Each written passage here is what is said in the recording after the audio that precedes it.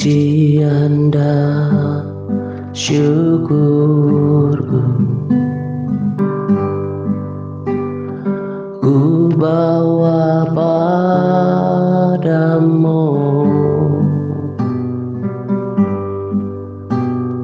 dengan rendah hati. Ku persembahkan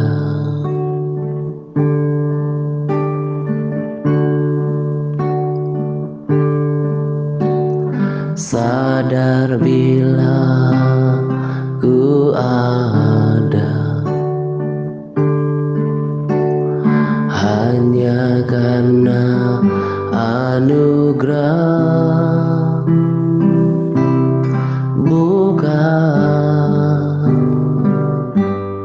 karena kekuatanku.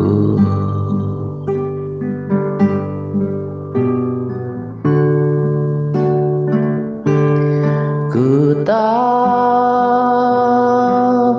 hidupku adalah penyembahan. Kau ciptakanku dalam kemuliaan-Mu.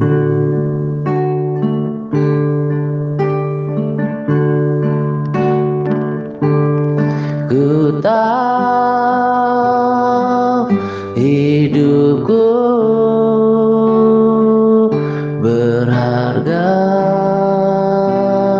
di mata-Mu.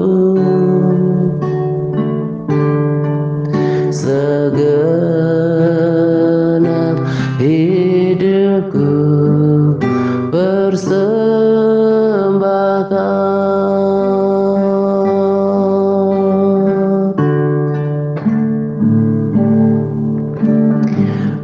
Pujian dan syukurku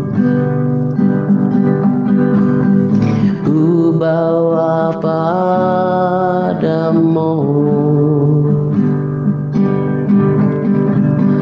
dengan rendah hati.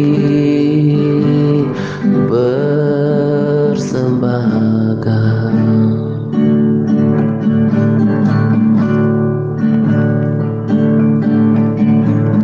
sadar bila ku ada hanya karena anugerah, bukan karena kekuatanku.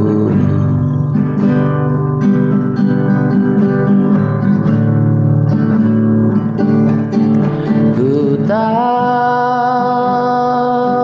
hidupku adalah penyembahan.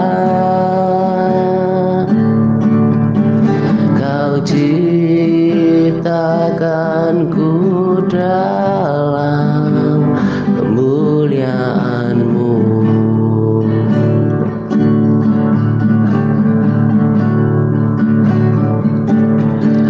Ku tahu hidupku berharga di mata-Mu. Segenap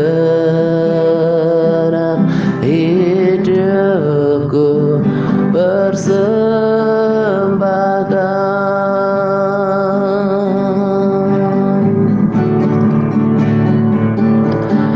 Ku tahu hidupku adalah penyembahan. Kau ciptakanku dalam kemuliaan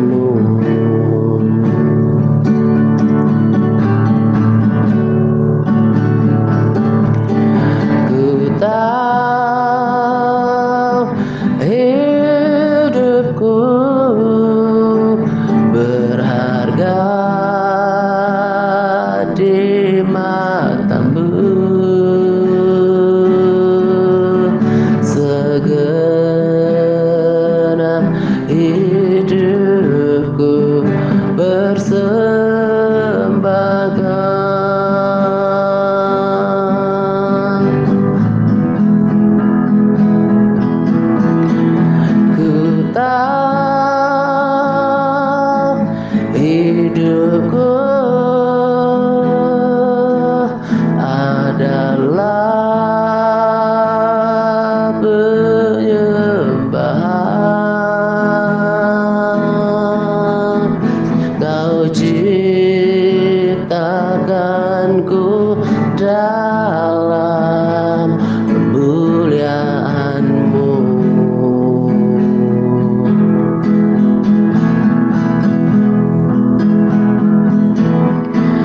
Ku tahu hidupku berharga di matamu. Segenap hidupku bersembahkan. Ku tahu hidupku adalah penyembahan. Kau ciptakanku dalam kemuliaan-Mu.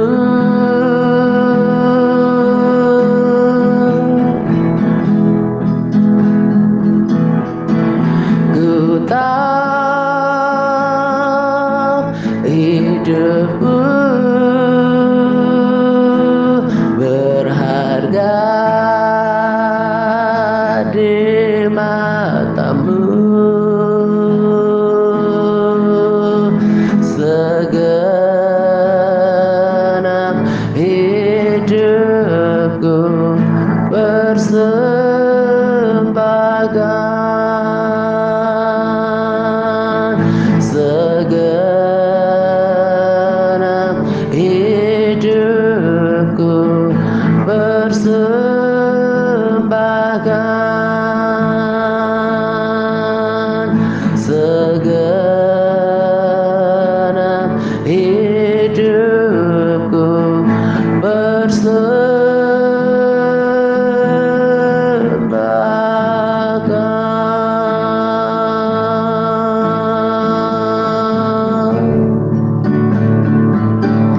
Ku persembahkan, aku serahkan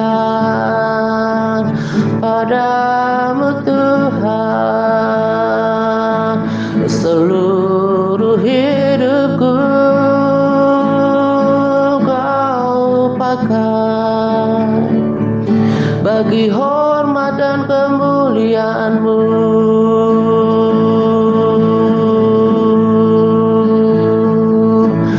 Ini hidupku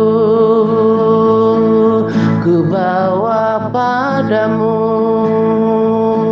Engkau bisa pakai Tuhan bagi kemuliaan nama-Mu saja.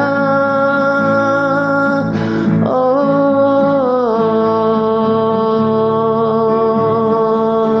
ku rindu menyenangkan hati-Mu.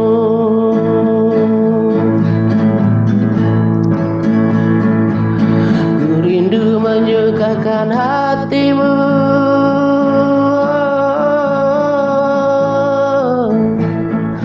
Itu kesukaan hatiku Tuhan.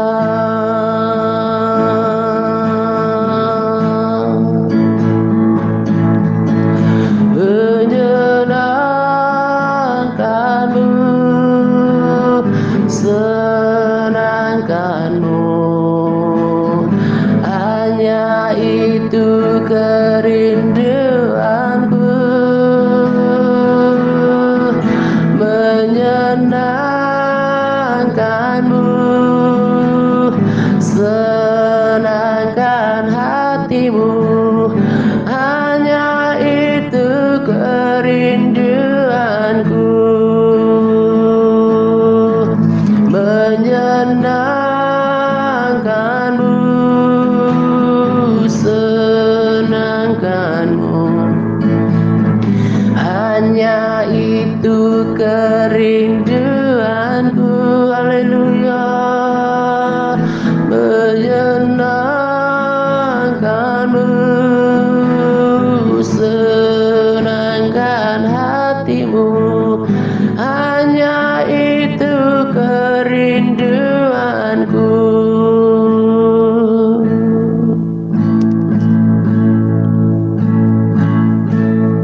Menyenangkanmu, senangkanmu, hanya itu kerinduanku, menyenangkanmu, senangkan hatimu, hanya itu kerinduanku, menyenangkanmu, senangkanmu, hanya itu kerinduanku, menyenangkanmu, senangkan hatimu, hanya itu kerinduanku, hanya itu kerinduanku, hanya itu kerinduanku.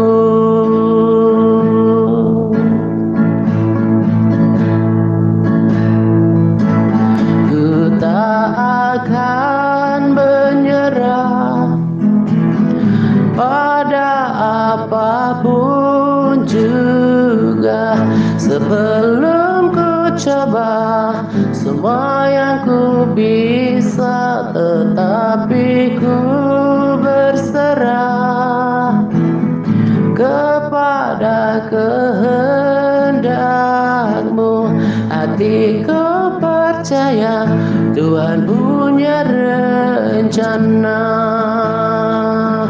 Ku tak akan menyerah pada apapun juga, sebelum ku coba semua yang ku bisa, tetapi ku berserah kepada kehendakmu.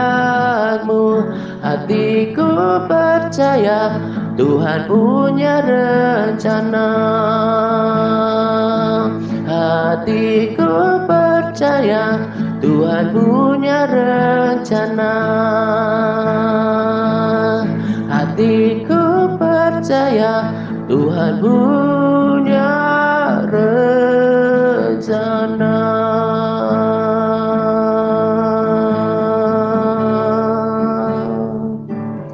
Hatiku percaya Tuhan punya rencana.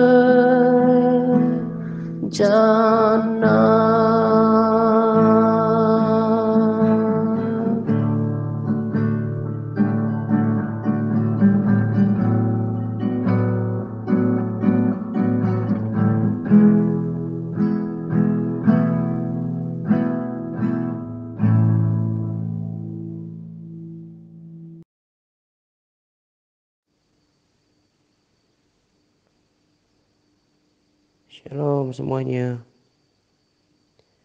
Salam damai sejahtera untuk kita sekalian.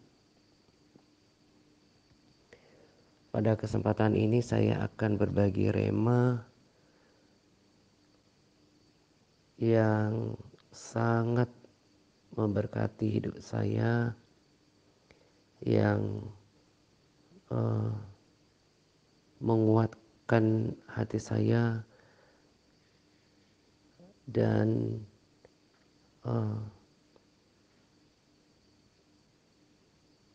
apa yang saya dapatkan ini seperti meneguhkan dan memberikan motivasi terhadap diri saya sehubungan dengan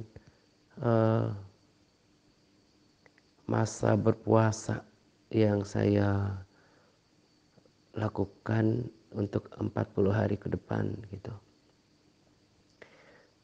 Seperti yang saya katakan tempo hari bahwa saya berpuasa tujuan utamanya adalah mau cari Tuhan. Mau cari Tuhan, mau dapatkan hadiratnya, mau mau rasakan hadiratnya, mau me, me, membangun kembali persekutuan yang lebih erat dengan Tuhan. Kemudian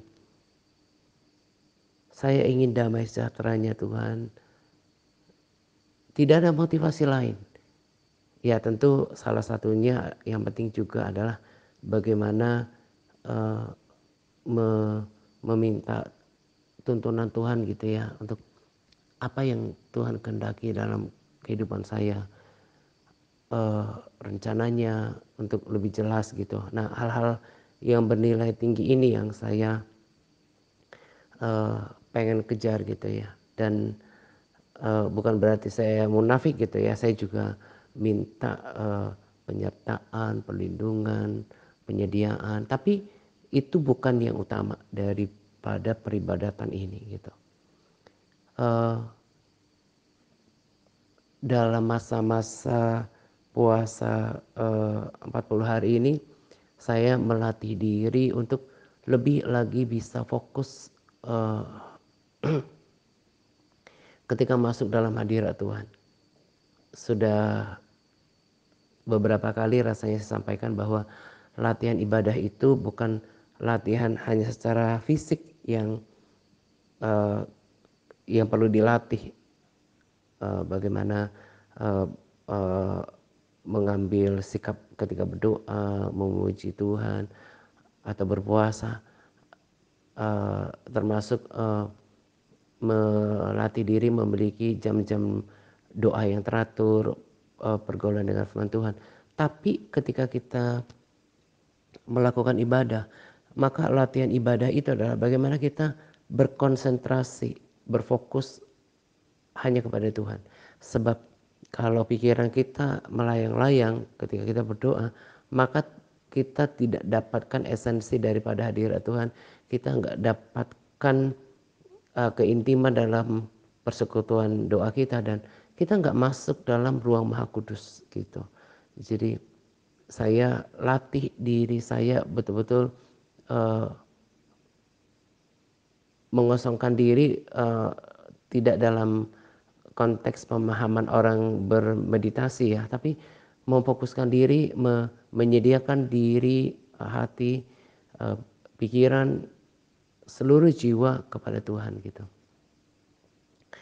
Dan juga melatih diri untuk percaya.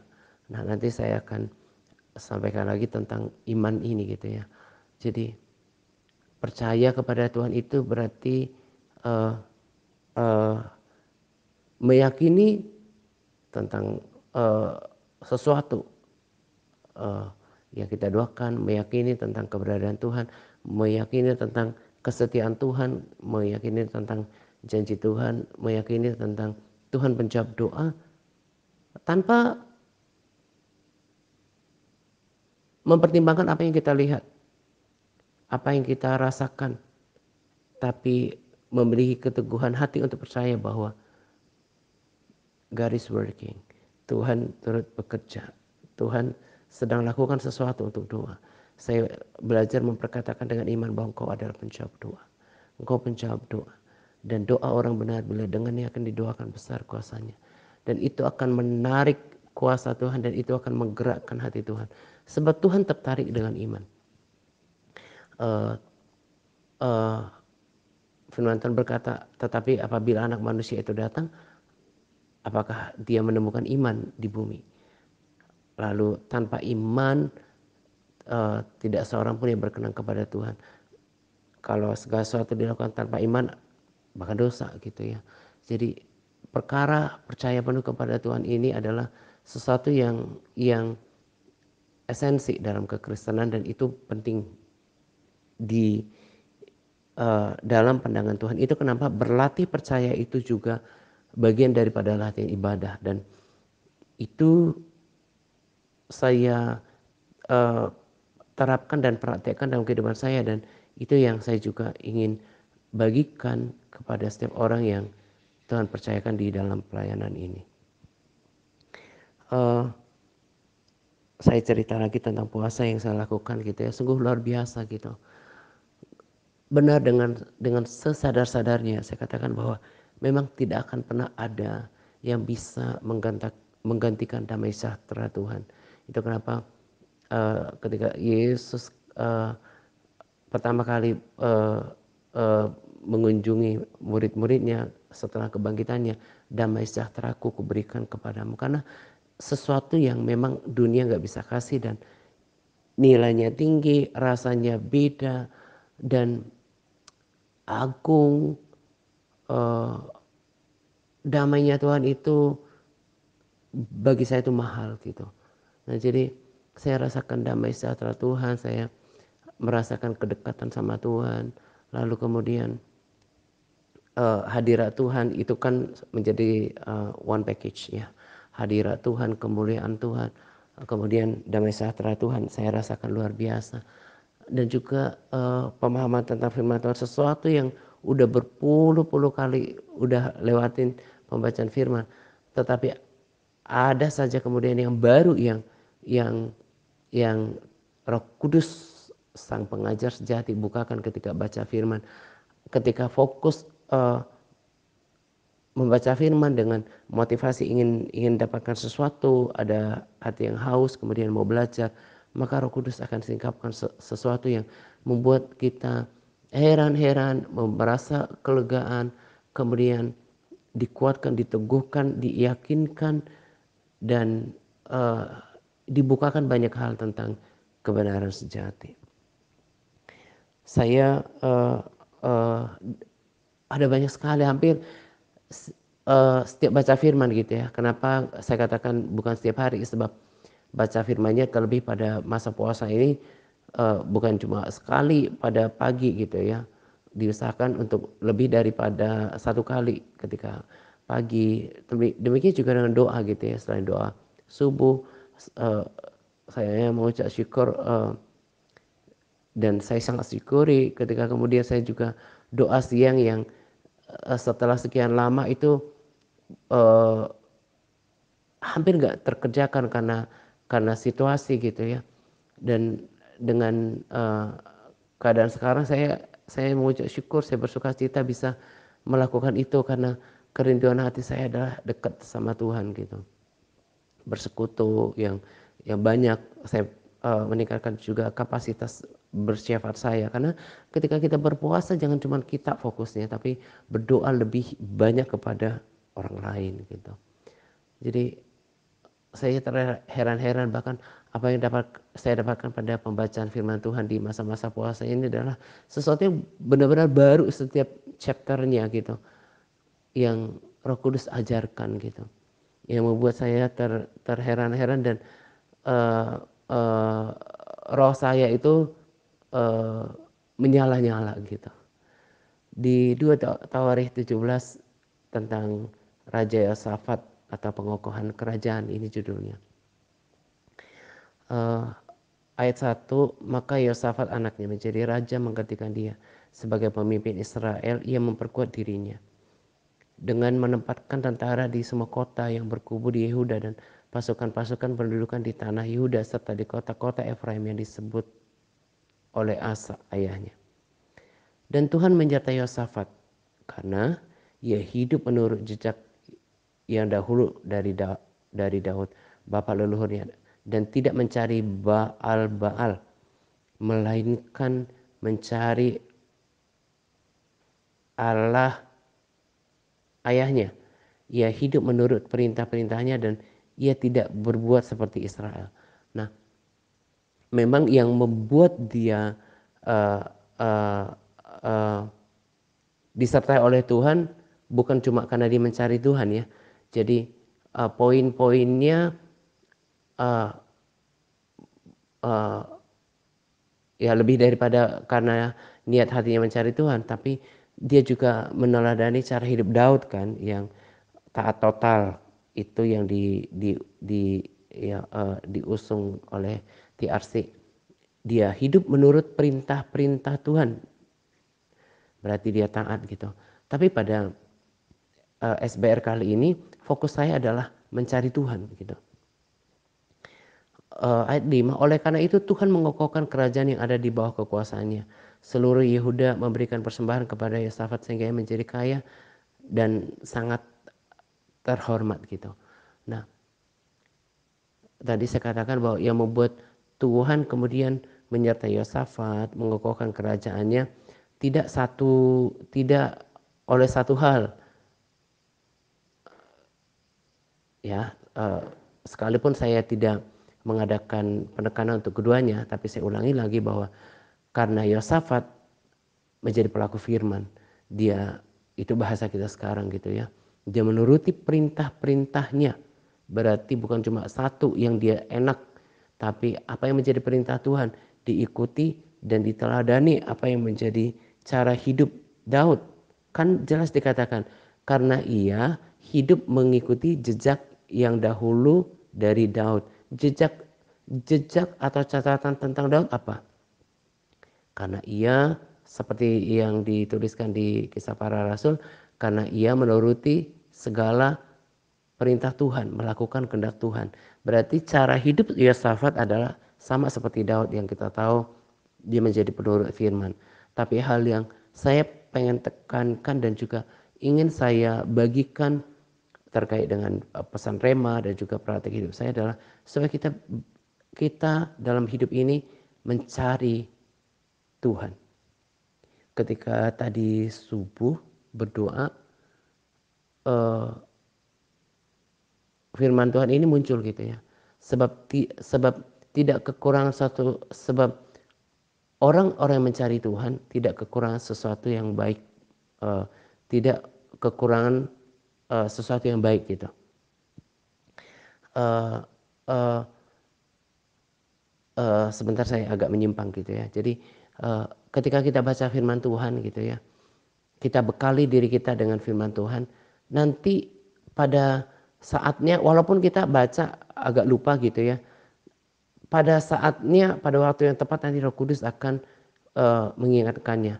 Dan yang juga saya mau katakan adalah bahwa kalau nanti memang firman itu akan uh, uh, uh, tidak bisa dijangkau ya, ada orang yang katakan seperti itu, Alkitab akan hilang dari peredaran. Tapi bagi kita yang baca firman, yang membekali firman Tuhan, membekali hidup kita, diri kita dengan firman Tuhan setiap hari, maka firman itu nanti akan menolong kita. Uh, Baik untuk kesesakan hari-hari ini, menuntun kita, baik juga kalau Tuhan izinkan kita masuk dalam kesukaran.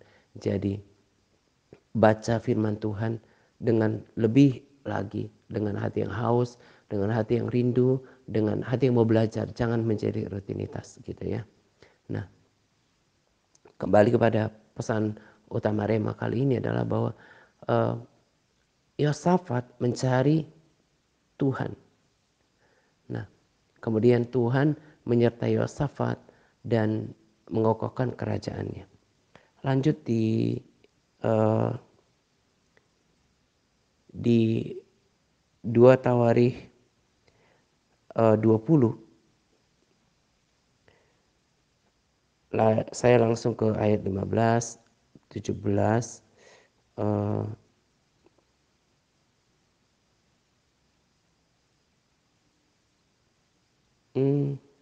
Sebelum ke 17 ya.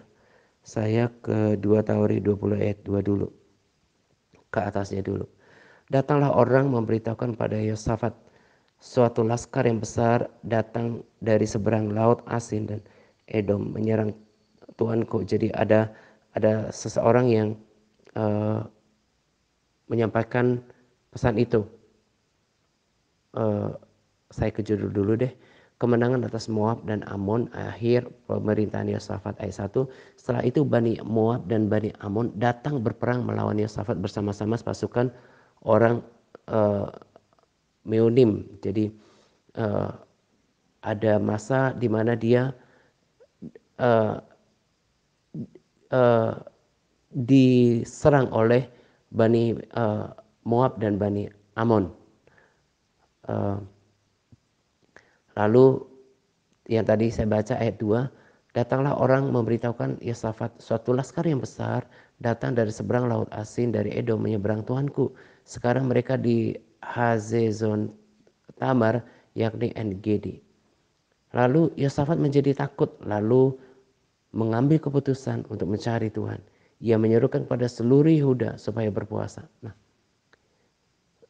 sebuah keputusan yang kita harus teladani. Di pasal 17 tadi sudah sampaikan bahwa bagaimana dia memulai dan menjalankan pemerintahannya, bahwa dia mencari Tuhan. Lalu ketika pada hari berikutnya, ketika dia dalam kesesakan, keputusan yang terbaik yang dia ambil ada keputusan yang terbaik yang keputusan yang diambil yang juga yang terbaik adalah ngerti ya adalah tetap mencari Tuhan gitu. Nah, wujud daripada mencari Tuhan itu kalau menurut saya untuk pemahaman saya ini bisa didebat gitu ya. Selain membaca firman, selain ikut kayak ibadah gitu ya. Tapi betul-betul menghususkan suatu waktu untuk mencari Tuhan. Nah, yang saya pahami dan saya mengerti dan saya praktekkan yang paling dalam, yang paling husuk yang orang bisa putuskan dan lakukan untuk mencari Tuhan adalah mengambil waktu untuk berpuasa. Jadi lebih optimal, lebih maksimal, lebih kelihatan niatnya ya. Kelihatan niatnya untuk mencari Tuhan ketika ditunjukkan dengan sikap berpuasa. Nah, karena itu kan menunjukkan kesungguhan sama Tuhan, kemudian juga menarik belas kasihan Tuhan gitu, merendahkan hati, menunjukkan kesungguhan sama Tuhan. Mereka berpuasa dan Yehuda berkumpul untuk meminta pertolongan pada Tuhan. Mereka datang dari semua kota di Yehuda untuk mencari Tuhan. Dalam puasa mereka, wujud daripada pencarian mereka terhadap Tuhan adalah mereka berpuasa, berdoa, berpuasa mencari wajah Tuhan. Lalu Yosafat berdiri di tengah-tengah jemaat Yehuda dan Yerusalem di rumah Tuhan, di muka pelataran yang baru, dan berkata, "Ya Tuhan Allah nenek moyang." Nah, dia mencari Tuhan lewat doa dan puasa itu tadi kan ya. Nah, kemudian saya lanjut ke ayat ke-15. Setelah dia berdoa seperti itu, lalu Tuhan menjawab di ayat 14. Lalu Yahasiel bin Zakaria bin Benaya bin Matanya, seorang Lewi dari Bani Asaf, dihinggapi roh Tuhan di tengah-tengah jemaah dan berseru, "Camkanlah hai seluruh Yehuda dan penduduk Yerusalem dan Tuanku Raja Yosafat. Beginilah firman Tuhan." Sorry, berisik geser kursi. Beginilah firman Tuhan kepadamu. Janganlah kamu takut dan terkejut karena laskar yang besar ini, sebab bukan kamu yang berperang, melainkan Allah. Jadi ketika kita mencari Tuhan, itu kan kita merendahkan hati kita. Kita mengundang Tuhan berperkara dalam hidup kita, dalam urusan kita, dalam kesesakan kita, dalam pergumulan kita. Rumus yang sama akan terjadi. Ketika kita merendahkan hati kita kepada Tuhan, berserah kepada Tuhan, percaya, berharap, dan berseru hanya kepada Tuhan, maka Tuhan akan melakukan bagiannya. Rumus yang sama untuk mendapatkan hadirat Tuhan, berdoa dan berpuasa, juga rumus yang sama sebagai uh, uh, feedback ya daripada Tuhan adalah Dia akan berperang bagi kita.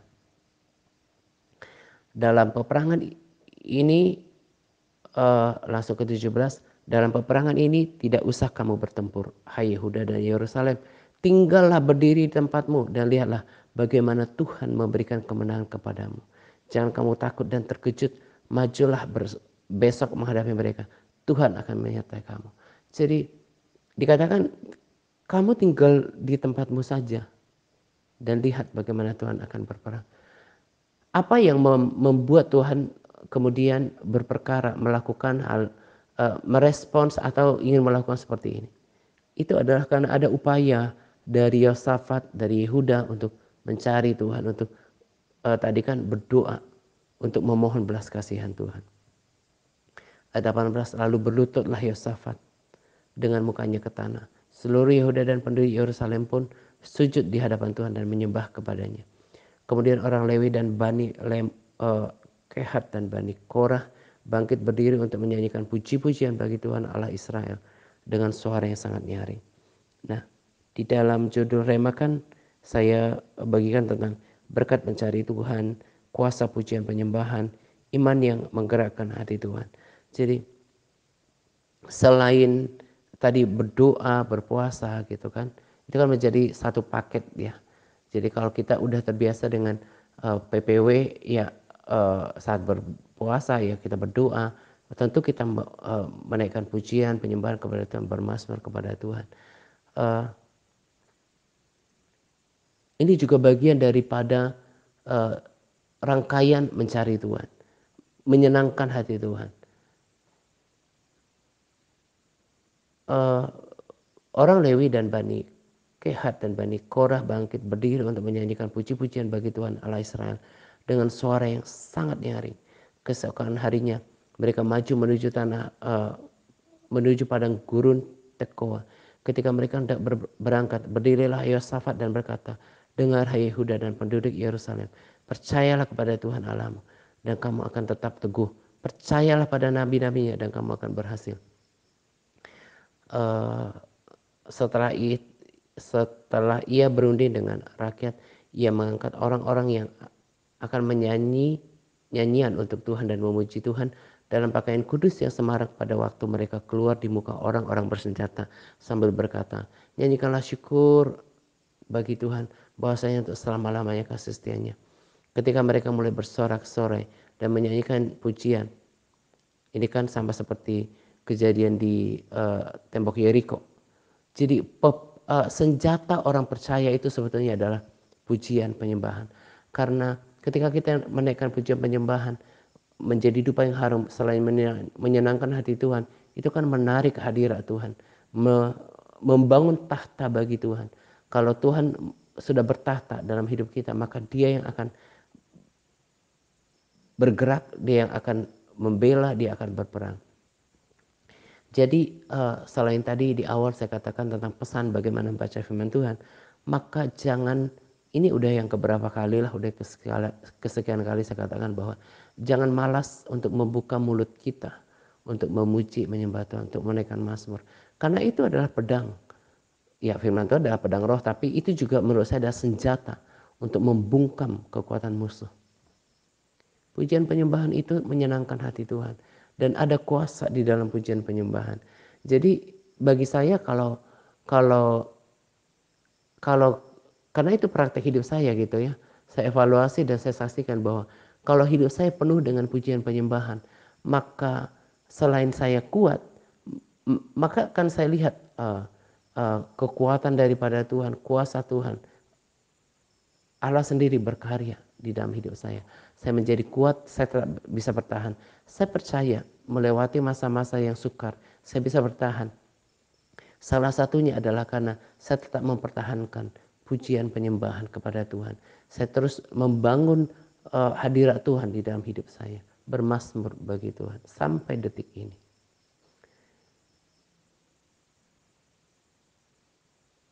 Ketika mereka mulai bersorak-sorai ayat 22 dan menyanyikan nyanyian pujian, dibuat Tuhanlah penghadangan terhadap Bani Amon dan Moab. Padahal kan jumlahnya tadi mereka besar kan. Ketika di ayat 1 dikatakan bahwa uh, uh, ayat 2, datanglah orang memberitahukan Yosafat suatu laskar yang besar. Dan sampai membuat Yosafat takut. Saya kembali ke ayat 22. Ketika mereka mulai bersorak-sorai dan menyanyikan nyanyian pujian, dibuat Tuhanlah penghadangan terhadap Bani Amon dan Moab dan orang-orang dari pegunungan Seir yang hendak menyerang Yehuda, sehingga mereka terpukul kalah. Betul kata firman Tuhan kepada mereka, kalian tinggal diam saja, nanti tinggal saksikan bagaimana Tuhan membela.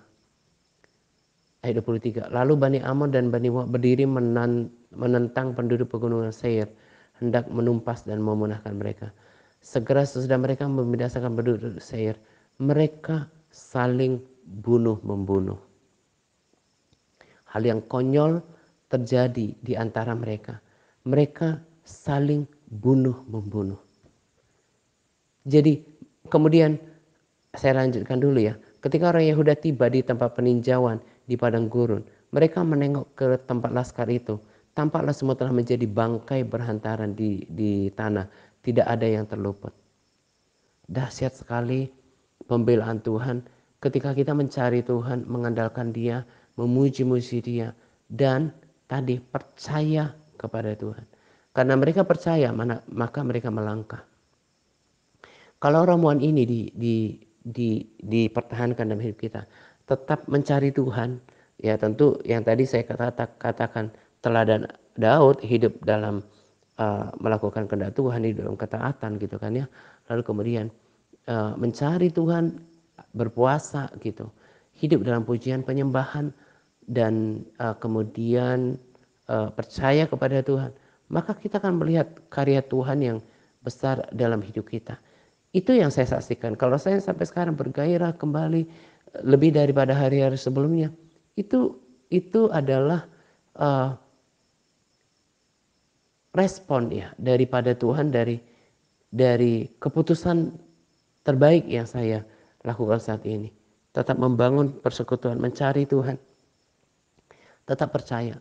Walaupun di masa lalu seolah saya goyah gitu ya. Kenapa Tuhan membiarkan hal yang tidak enak dalam hidup saya. Tapi saya tetap percaya kepada Tuhan. Dan saya tetap mau memuji Dia.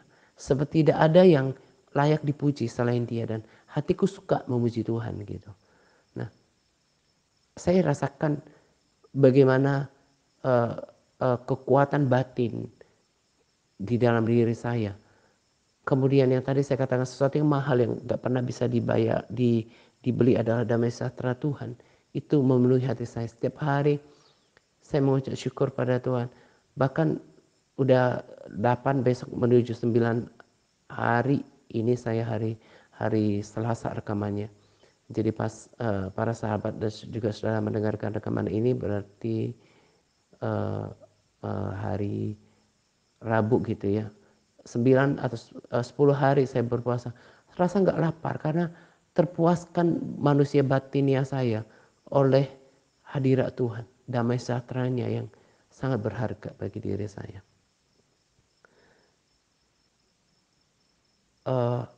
Belum lama saya bagikan juga bagaimana karya Tuhan, pembelaan Tuhan. Karena memang judulnya adalah sebab Tuhanlah yang berperang. Itu catatannya untuk kita. Tuhanlah yang berperang untuk setiap pergumulan hidup kita. Tuhanlah yang berperang untuk peperangan hidup kita dalam perjalanan menuju tanah perjanjian. Pergumulan apapun itu kan bagian daripada peperangan. Ya, kita bukan menjalankan peperangan rohani, tapi ya ya juga ada peperangan rohani, tapi maksudnya peperangan kita yang lebih lebih uh, lebih uh, lebih uh, uh, lebih apa ya maksudnya itu membahasakannya gimana ya, Maksudnya yang paling umum adalah kan peperangan terhadap pergumulan hidup, persoalan hidup gitu kan. Ya kita melakukan peperangan rohani juga, mengikat penguasa-penguasa penguasa dunia ini, tapi maksudnya peperangan yang kita jalani setiap hari kan bagaimana kita bergumul untuk persoalan kehidupan gitu. Dan Tuhan yang berperang bagi kita. Saya saksikan itu hari-hari dan saya begitu terkagum ketika saya sungguh-sungguh percaya kepada Tuhan, mengandalkan Tuhan, berseru-seru berteriak kepada Tuhan, dan saya melihat hal-hal yang begitu skenarionya itu di luar daripada pemikiran saya, dan ajaib Tuhan menolong gitu.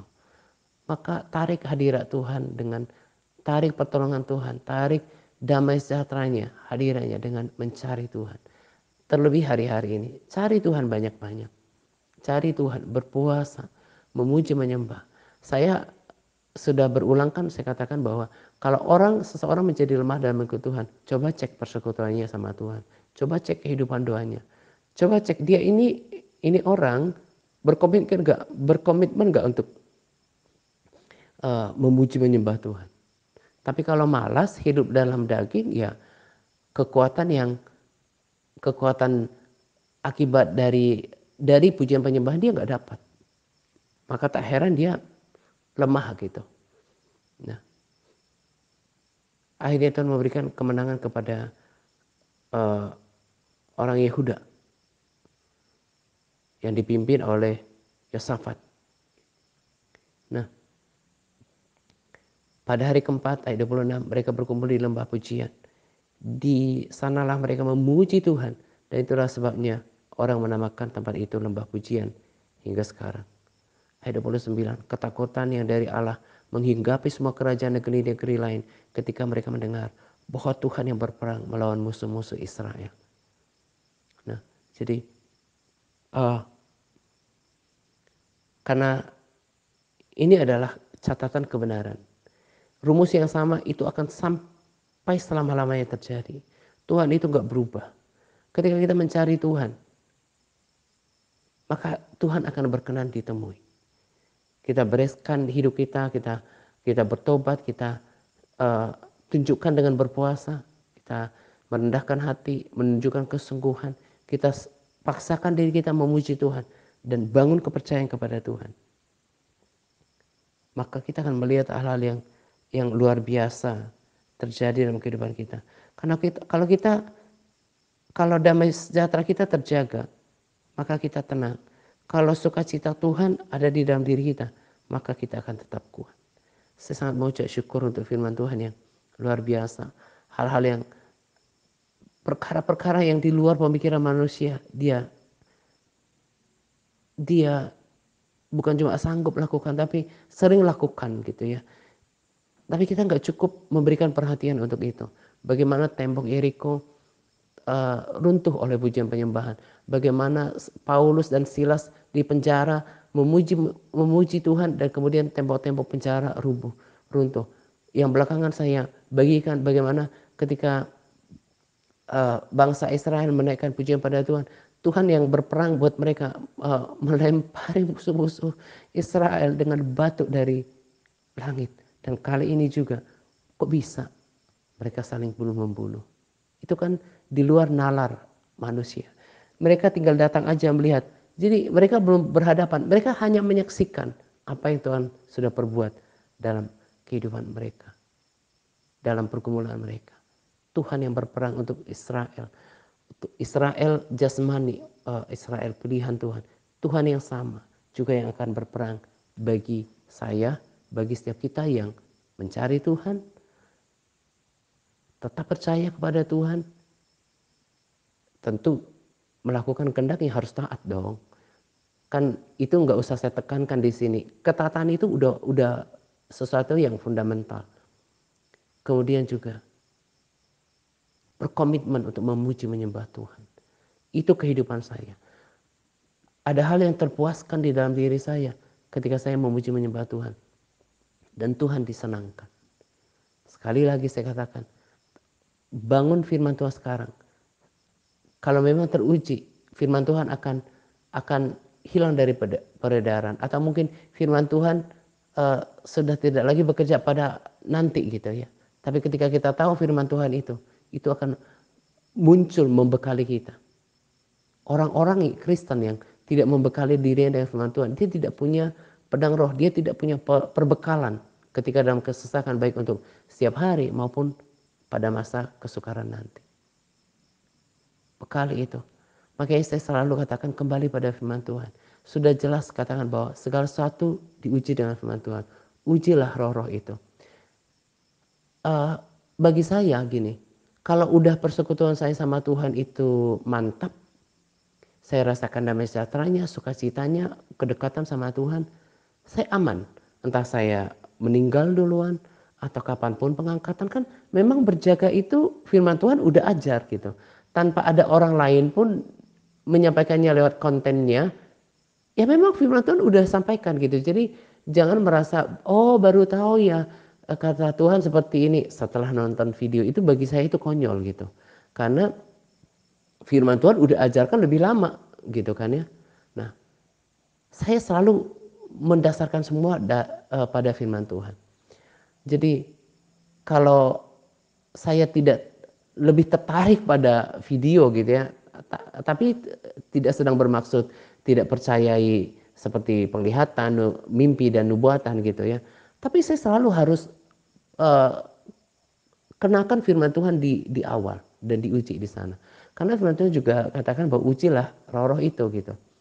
Nanti suatu saat saya bagikan atau saya ceritakan aja deh ketika Yosafat bersekutu dengan besannya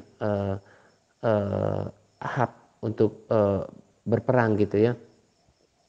Nah, Ahab kan memanggil petunjuk nabi-nabi gitu ya. Lalu akhirnya nabi-nabi ini ada dihinggapi roh dusta gitu. Nah, kemudian Yosafat menyarankan untuk minta nabi Tuhan yang lain, yaitu Mika gitu. Nah, dia menyampaikan yang daripada Tuhan. Nah, yang saya mau kasih tahu kalian para sahabat dan juga saudara pengertian adalah bahwa nabi-nabi yang tadinya itu ditanya itu kan tentunya pernah menyampaikan pesan-pesan Tuhan kan. Tapi akhirnya Alkitab mencatat mereka kemudian dihinggapi oleh roh dusta.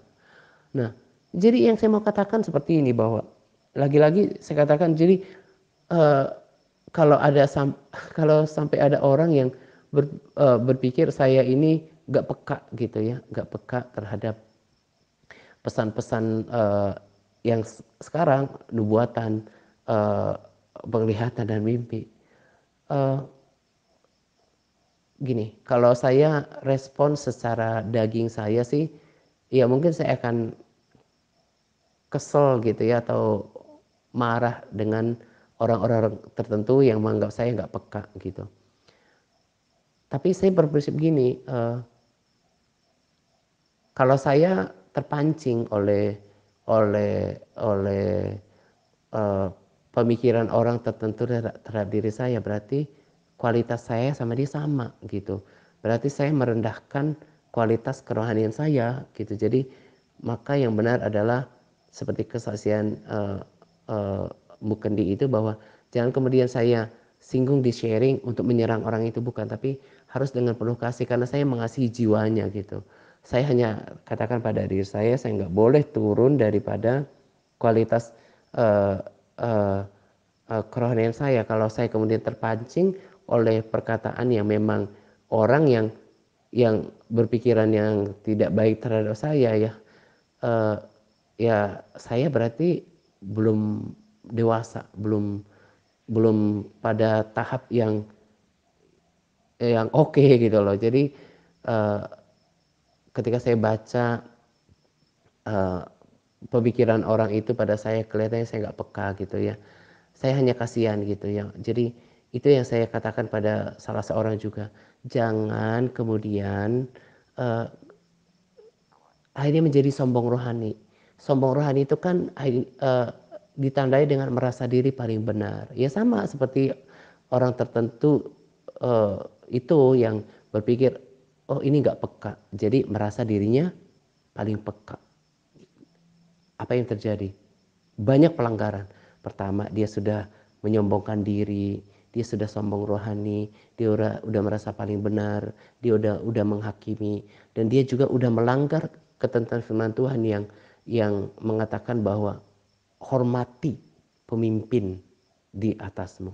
Kalau seseorang misalnya pendoa di TRC ini dengan diam-diam katakan, Tuhan berikan kepekaan kepada Pak Atta supaya dia bisa membedakan roh, dia bisa peka terhadap pesan-pesan orang-orang pilihanmu. Dia dengan sedap hati, itu mulia. Tapi kalau seperti ada tendensi yang seperti memberikan uh, cap atau konklusi bahwa ini nggak peka gitu ya, itu kan saya katakan kamu nggak sadar bahwa engkau sudah jatuh dalam kesombongan rohani dan merasa diri paling peka. Nah, jadi kalau saya kembali pada saya katakan, kalau saya itu harus kembali pada firman. Sebab sama seperti nabi-nabi tadi, di nabi loh disusupi oleh roh dusta. Maka setiap orang, selain beberapa waktu yang lalu saya katakan manusia bisa salah. Jangan pikir dia nggak bisa disusupi oleh roh dusta. Gitu. Nah jadi itu yang saya katakan, kembali kepada firman Tuhan. Justru saya ini, jadi ketika ada orang japri saya rekomendasikan video yang entah itu mimpi, penglihatan atau pesan Tuhan gitu ya. Saya lihat saya nggak suka, ya saya nggak baca gitu ya.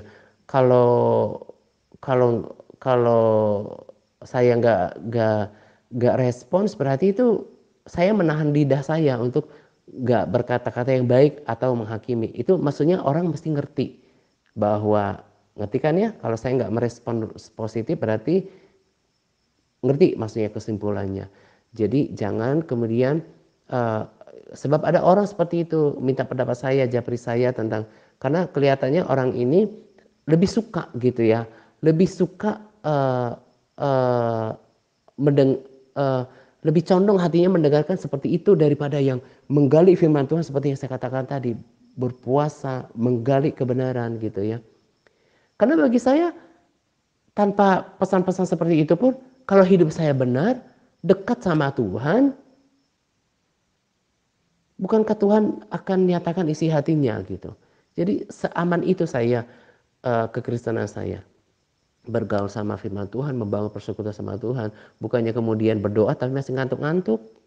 Ya itu justru pertanyaan. Kalau berdoa saja masih ngantuk-ngantuk, bagaimana peka terhadap suara Roh Kudus gitu loh. Nah, jadi bangun firman Tuhan supaya, jadi firman Tuhan itu seperti filter, seperti benteng. Supaya kalau ada orang di luar sana orang yang beragam menyampaikan entah mimpi, penglihatan, entah pesan Tuhan, entah nubuatan, enggak serta-merta mencaplok semuanya. Yang paling benar itu firman Tuhan, teguh selamanya. Dan saya percaya firman Tuhan itu ada di surga. Nah, semuanya harus situ. Jadi jangan tiba-tiba, oh katanya harus mau datang uh, karena lihat video lah. Bukannya Alkitab udah bilang berjaga-jaga,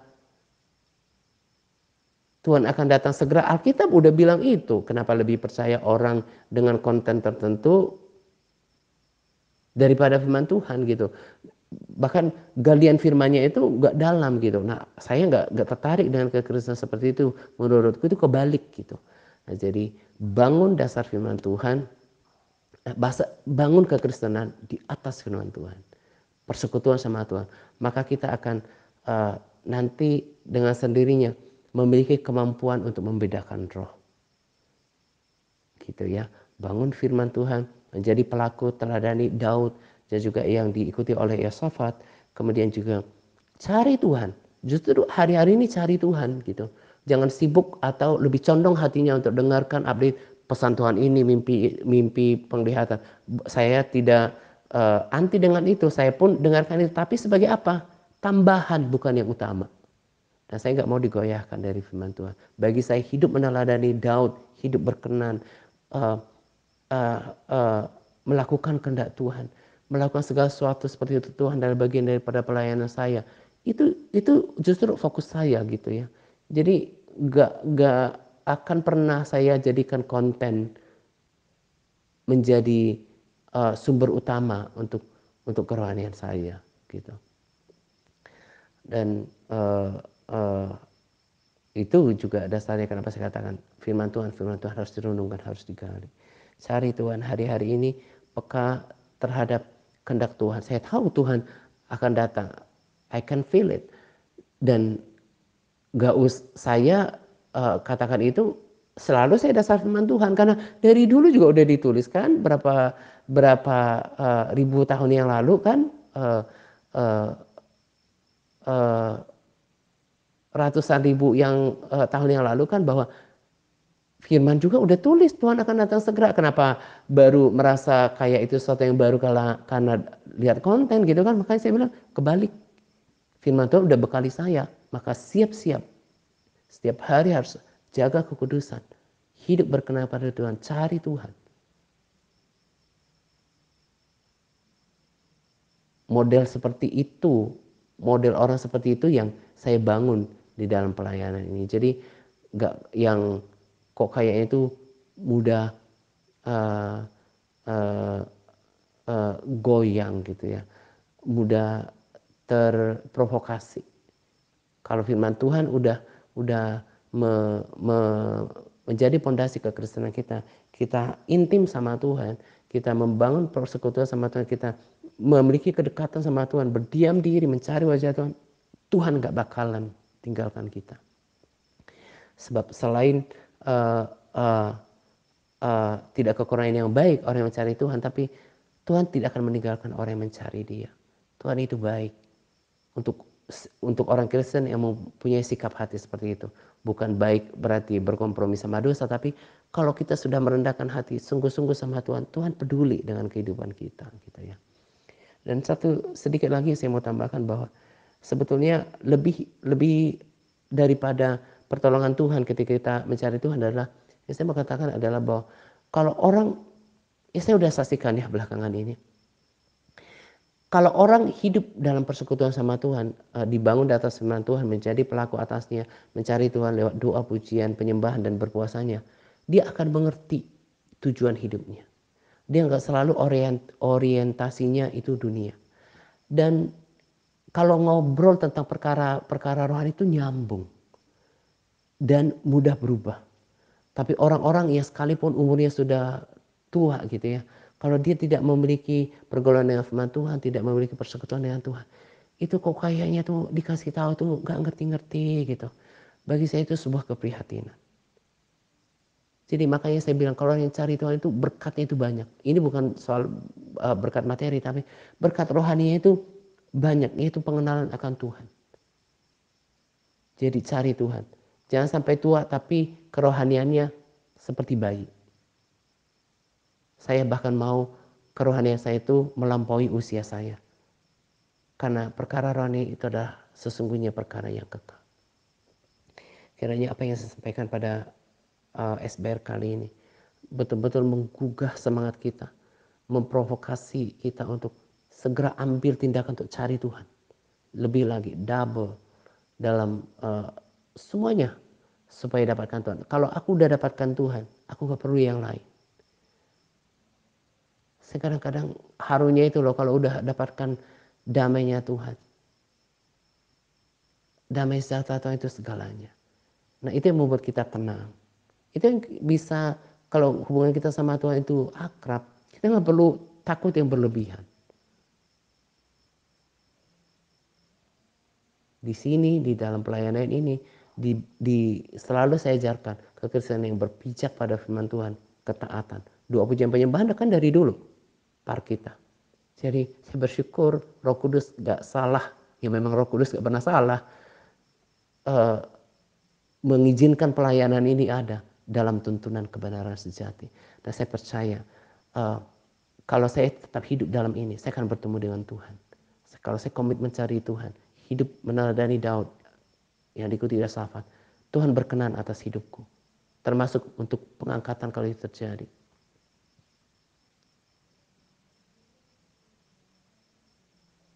Jangan terlalu sibuk dengan hal yang kelihatannya halusinasi gitu ya. Saya nggak suka itu. Dan saya nggak mau terapkan dalam kehidupan saya. Kedekatan sama Tuhan membuat saya tenang. membuat saya mengerti segala sesuatu. Dia bukan Tuhan yang egois. Mas aku cari dia cuekin saya dan gak buat saya mengerti. Saya selalu menjalankan hidup saya, tapi selalu seperti aktif dan terkoneksi bahwa selalu siap untuk Tuhan, selalu hidup berkenan di hadapan Tuhan. Nah itulah kekristenan yang membuat saya yakin akan bertemu dengan Tuhan saya, dan kemudian juga ya telah mengubahkan saya kekristenan yang gitu, yang didasarkan firman Tuhan, menjadi pelaku firman Tuhan, berkomitmen berpuasa kan dari dulu udah 7 tahun pelayanan ini, mau jalan ke 8 tahun, itu yang saya lakukan. Itu kenapa saya berubah. Itu kenapa saya berbeda. Gitu ya. Ya ini saja yang saya mau bagikan pada kesempatan ini. Kiranya karena apa yang saya bagikan tidak akan pernah menjadi apa-apa kalau nggak diikuti. Kiranya diikuti dan kita terbangun semuanya dan bersama-sama memiliki pengertian yang sama, praktek hidup yang sama, dan bersama-sama dengan Tuhan dalam kekekalan. Selamat menjelang 2 pagi untuk kita sekalian. Semangat berpuasa kepada para sahabat yang terus bersemangat dalam berpuasa, mencari Tuhan. Semangat par Tuhan Yesus memberkati kita senantiasa. Amin.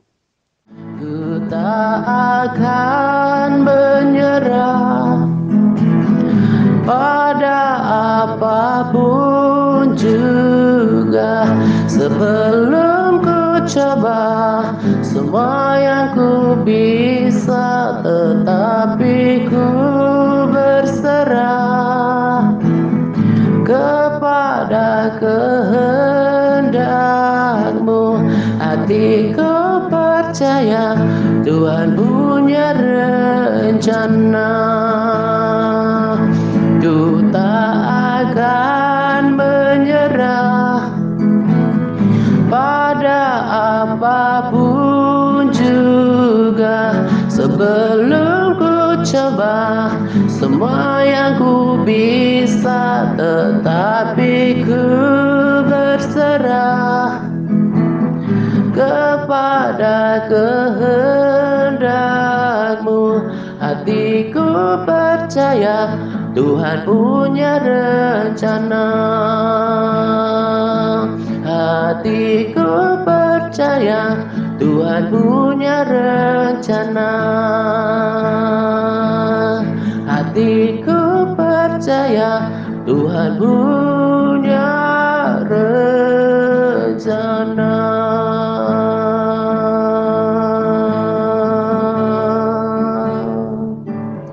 Hatiku percaya Tuhan punya rencana.